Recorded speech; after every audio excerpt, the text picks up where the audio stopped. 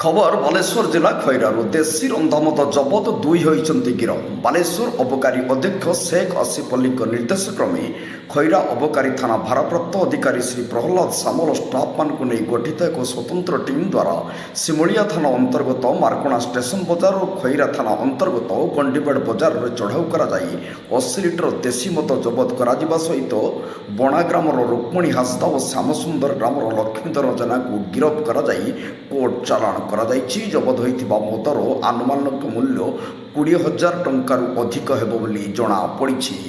उक्त चढ़ाऊ में खैरा अबकारी थाना सह उपनिरीक्षक दीपिका परिड़ा और कनेस्टेबल देवाशीष मल्लिक प्रभृति सामिल थिले।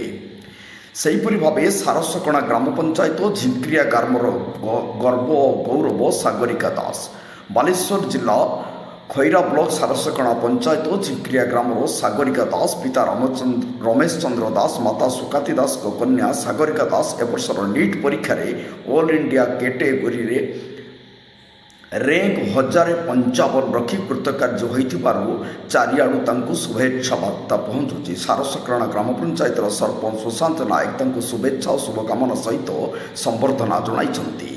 झिंक्रिया ग्रामर समाजसेवी हरिबाबू कैलाश बाबू तथा अन्य ग्रामवासी माने शुभेच्छा और शुभकामना जणाई तांकर उत्तर मंगल कामना करिसेंति। सागरिका +2 साइंस रे 72% और मैट्रिक रे 93% रखी कृतकार्य होइथिले। उक्त परीक्षा रे ट्यूशन व्यतीत से 10 रु 12 घंटा पर्यंत कठिन परिश्रम करती बोली कहिसेंति।